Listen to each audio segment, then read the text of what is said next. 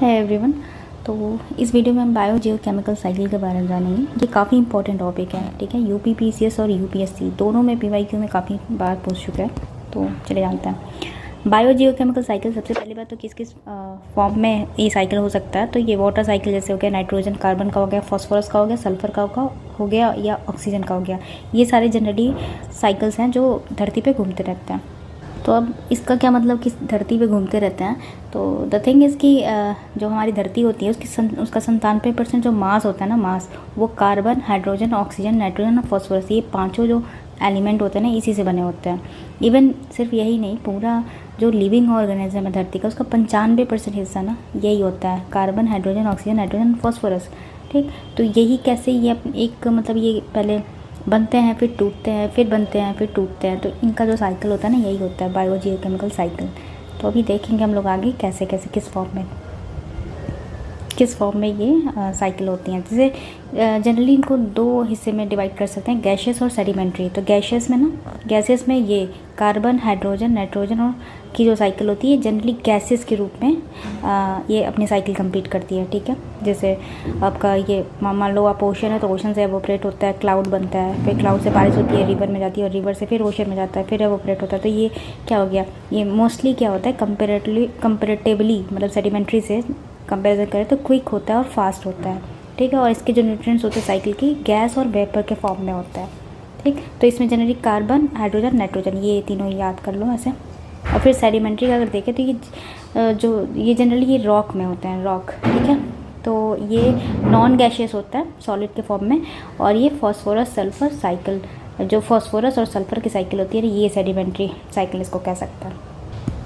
जैसे for example इसमें दिया है वाटर साइकिल का, तो ये कंटिन्यूस मूवमेंट देखो होता रहता है, एवोपरेशन होता है, ठीक है। तो एवोपरेशन कहाँ से, ओशन, सीज, लेक्स एक्सेट्रा। फिर सब्लिमेशन होता है, आइस शीट्स वगैरह ना, डायरेक्ट वो सब्लिमेशन किसे कहते हैं, सब्लिमेशन कहते हैं सॉलिड से अगर डायरेक्ट एवोपरेशन में वेपर में कन्वर्ट हो जाता है कोई भी चीज़ सॉलिड से, ठीक है। तो ये बीच वाला लिक्विड वाला पार्ट ना एस्केप कर जाता है, तो उसको सब्लिमेशन कहते हैं। तो ऐसे ही आइस शीट से डायरेक्ट एवोपरेट होते हैं ना, आइस से डायरेक्ट एवोपरेट होकर वो भी क्लाउड बनते हैं, तो ये सब्लिमेशन हो गया। फिर ट्रांसपिरेशन भी होता है, ठीक है। ट्रांसपिरेशन भी वही प्रोसेस होता है जो प्लांट होता है ना, प्लांट, तो प्लांट क्या करते हैं, फोटोसिंथेसिस की क्रिया करते हैं, तो उसमें जो पानी का ट्रांसफ़र होता है ना, वो उसको कहते हैं ट्रांसपिरेशन।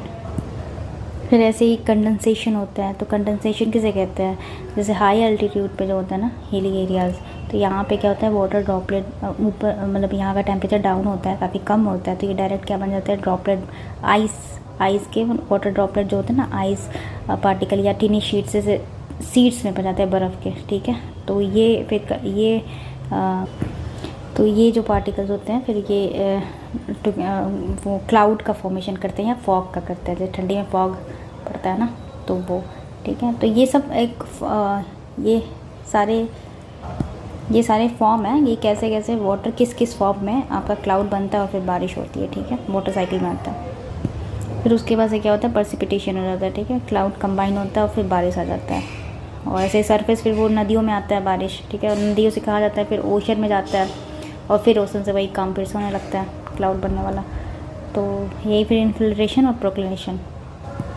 तो ये टर्मिनोलॉजी दी है, ठीक है। ये ऐसे डायरेक्ट पूछा जा सकता है कि इन्फिल्ट्रेशन क्या होता है और परकोलेशन क्या होता है। तो इन्फिल्ट्रेशन अपन को पता है कि ये जैसे क्या होता है, जब मिट्टी होती है ना, मिट्टी पे बारिश होती है, तो बारिश होती है तो मिट्टी के नीचे जाती है, और मिट्टी से ही नीचे जाके वो क्या करती है, ग्राउंड वाटर का फॉर्मेशन करती है, तो उससे इन्फिल्ट्रेशन करते हैं, पानी मतलब मिट्टी के जरिए नीचे जाती है। तो ऐसे ही प्रोक्लेशन होता है, तो some of the precipitated water, जो बारिश की पानी होती है, वो flow through the soil and porous fractured rock, या तो मिट्टी के थ्रू या तो रॉक के थ्रू अंदर जाके ग्राउंड वाटर का फॉर्मेशन कर देती है। उसमें कुछ खास नहीं है, बस ये टर्मिनोलॉजी दी है। देखिए ये बहुत इंपॉर्टेंट है, ये तो पीवाईक्यू में आ चुका है, यूपीएससी के भी और यूपी पीसीएस के भी, ठीक है। तो ये वेरी वेरी इंपॉर्टेंट है, इसका कंपोजिशन पता होना चाहिए वाटर साइकिल का। तो हम देख लेते हैं। तो ओवरऑल वाटर का अमाउंट ये था वो है, ठीक है। ग्लोबल वाटर कितना है धरती पे, मान लो 100% है, तो उसमें से 96.5% ओशन है, ठीक। बाकी अदर सेलाइन वाटर कितना है, 0.9%, ठीक है। फ्रेश वाटर कितना है, 2.5% हमारा फ्रेश वाटर है। अब देखो इस फ्रेश वाटर में से ना, इस मतलब 2.5 फ्रेश वाटर में से यहाँ पे ग्लेशियर के फॉर्म में कितना है, 70% करीब में ग्लेशियर है, ठीक है। ग्राउंड वाटर कितना है, 30%, ठीक है, 30.1%। और सरफेस जो हमारी नदियाँ हैं वो सिर्फ और सिर्फ 1.2% है। मतलब इस 2.5% का 1.2% हम जो पानी देखते हैं सरफेस पे, ठीक है, नदी या फिर तालाब, लेक, ये सब जो चीज़ें हैं ना, ये सरफेस वाटर कहलाएंगी। और ये सिर्फ और सिर्फ 1.2% है। अब देखो इस 1.2% का ना यहाँ पे इस देखिए ये जो फ्रेश वाटर का सरफेस वाटर आएगा 1.2%, उसमें से ग्राउंड आइस हो गया, ग्राउंड पे आइस जो होती है, ठीक है, ग्लेशियर वाली नहीं, ग्राउंड पे आइस या फिर परमाफ्रॉस्ट जो होता है, ये कितना 70% करीब में बनाता है। परमाफ्रॉस्ट क्या होता है, तो परमाफ्रॉस्ट ऐसी जगह होती है ना जहाँ पे 0 डिग्री या फिर 32 डिग्री फ़ारेनहाइट, ठीक है, 0 डिग्री सेल्सियस या 32 डिग्री फ़ारेनहाइट पे कोई भी ज़मीन अगर 2 या 2 से अधिक सालों तक ना जमी रहे, ठीक है, जमी रहे लगातार, तो उसे ही परमाफ्रॉस्ट कहते हैं। तो ये हो गया कितना हमारा 70% के अराउंड। लेक्स जो है ना, तालाब, ये देखो 20.9 मतलब 21% करीब में तालाब है, ठीक है। और सॉइल में जो मॉइस्चर के फॉर्म में जो पानी है ना वो 3.8% है, ठीक है। और स्वैम्प, ठीक है, स्वैम्प और मार्शेस 2.6%, रिवर कितनी है 0.49%, और लिविंग थिंग में इतनी और एटमॉस्फेयर में इतनी, तो एटमॉस्फेयर में 3% फ्रेश पानी का, ठीक है। The important thing is river, ये रिवर में 0.49%, इतना कम, मतलब लेक्स में कितना ज़्यादा है कंपैरिजन अगर किया जाए तो लेक्स सबसे ज़्यादा देखो लेक्स में हो गया, ठीक है। उसके बाद से मतलब सबसे ज़्यादा परमाफ्रॉस्ट में हो गया, ठीक है, परमाफ्रॉस्ट में सबसे ज़्यादा हो गया, फिर लेक्स में हो गया, फिर जाके सॉइल मॉइस्चर में हो गया, फिर आपके ये मार्सेस, ठीक है, मार्सेस और स्वैम्स, मतलब मार्सेस स्वैम मतलब वेटलैंड कह सकते हैं, जहाँ पे गीली गीली मिट्टी होती है ना, वो कचड़ा कह सकते हैं। और उसके बाद से फिर ये रिवर में हो गया, रिवर में नहीं, हाँ रिवर में, एटमॉस्फेयर में 3% वो तो छोड़ के। तो ये बहुत ज़्यादा इंपॉर्टेंट है, ये जो इसको याद करना ही पड़ेगा जब मैं इस क्वेश्चन डायरेक्ट आता है। ये यहाँ पे फिगर भी देख सकते हैं, देखो कंडेंसेशन यहाँ पे हो रहा है, पानी एवोपरेट होकर ऊपर जा रहा है, ठीक, प्रेसिपिटेशन बारिश हो रही है, ये सब्लिमेशन हो रहा है, डायरेक्ट जो बर्फ़ वाली शीट है वो डायरेक्ट वेपर बन जा रहा है, पानी आ रहा है, डिपोजिशन हो रहा है, ठीक है, कंडेंसेशन हो रहा है बादल का, ऐसे पानी मिल रहा है और कंडेंस हो रहा है, ठीक है, प्रेसिपिटेशन बारिश को ही कहते हैं, नीचे गिर रहा है, ट्रांसपोर्टेशन ये सब कंडेंस हो रहा है, ट्रांसपोर्ट हो रहा है, सब इकट्ठे आते हैं तभी ट्रांसपोर्ट होता है, तभी इकट्ठे आते हैं, ठीक है। फिर ऐसे ये कार्बन साइकिल हो गया, तो कार्बन साइकिल कोई भी चीज़ हम लोग बर्न कर रहे हैं यहाँ पे, ठीक है, तो उसमें से भी कार्बन निकलता है, कोई भी चीज़ सड़ता है, ठीक है, ह्यूमन बॉडी हो गई, जानवर हो गया, कोई भी चीज़, तो उसमें से भी कार्बन निकलता है। रेस्पिरेशन करता है जानवर, हम लोग भी रेस्पिरेशन करते हैं तो क्या निकालते हैं, कार्बन डाइऑक्साइड निकालते हैं, ठीक है, तो उधर से आता है। बर्निंग कोई भी चीज़, कोयला वगैरह कुछ भी बर्न होता है तो कार्बन निकलता है। फोटोसिंथेसिस, अब देखो ये ऊपर गया कार्बन, फिर ऐसे ही देखो कोल से भी ऊपर जा रहा है, ठीक है, ये सब अब ऊपर जाके एटमॉस्फेयर में नीचे आता है बारिश के थ्रू, यहाँ पे कार्बन डाइऑक्साइड मतलब ये मतलब आता कहाँ से, फोटोसिंथेसिस से भी आ जाता है, ठीक है। और जो बारिश में गया है, बारिश पानी में, वो भी उसके साथ भी आता है, पानी के साथ भी आ जाता है, ठीक है। और यहाँ पे फाइटोप्लैंक्टन होता है ना, ये भी इनका भी ये भी कार्बन ये लेते हैं फाइटोप्लैंक्टन, ठीक है, ऑक्सीजन निकालते हैं, तो ये भी कार्बन ले रहे हैं। मतलब ये कुल मिला के ये एक बार देख लेना बस, और ज़्यादा कुछ इंपॉर्टेंट नहीं है। ये यहाँ पे कह सकते हैं सोर्स में, ये तो बर्निंग फॉसिल फ्यूल रिलीज़ करता है, फिर नेचुरल प्रोसेस है, वोल्केनिक इरप्शन जब होता है ना तब भी कार्बन निकलता है, वेपर भी निकलता है वाटर का, H2O का, रेस्पिरेशन से डीके ऑर्गेनिक, ठीक है। सिंक मतलब कहाँ पे आके कार्बन कहाँ पे जाके मिल जाता है, जैसे फोटोसिंथेसिस में कार्बन एब्जॉर्ब होता है, ठीक है, फोटोसिंथेसिस में।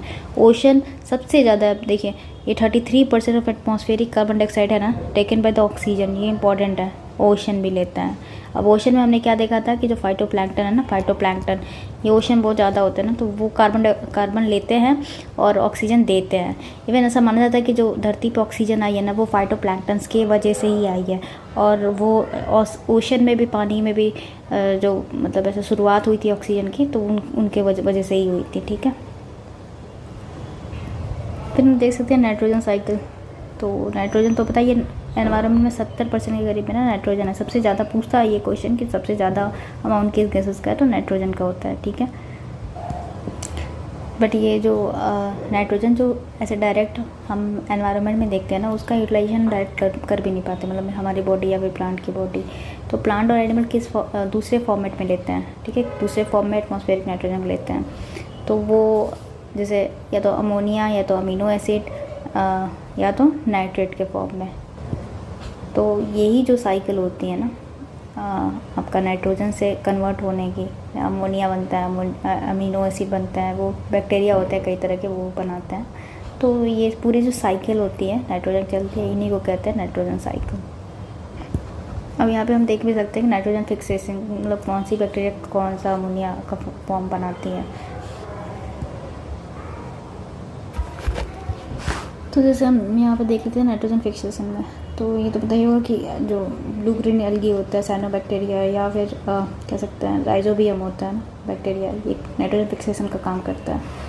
अब ये राइजोबियम का अगर हम जानेंगे तो लेग्यूमिनस प्लांट में होता है। ठीक है, तो जैसे लेग्यूमिनस प्लांट मतलब सोयाबीन, चना, मटर, ये सब जो होते हैं ना, तो इनके रूट्स में यहाँ पे चिपका रहता है ये बैक्टीरिया राइजोबियम।